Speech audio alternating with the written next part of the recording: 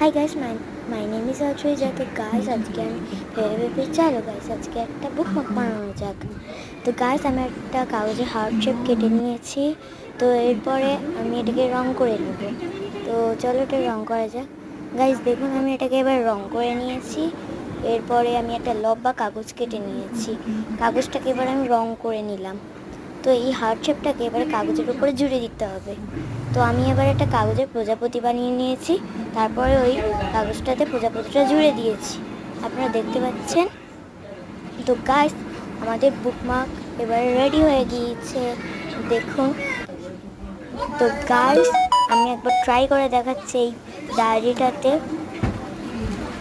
Guys দেখুন, আপনারা শুধু দেখুন আমার বুকমার্কটা কেমন হয়েছে, কমেন্টে কিন্তু বলবেন কেমন হয়েছে বুকমার্কটা, ঠিক আছে?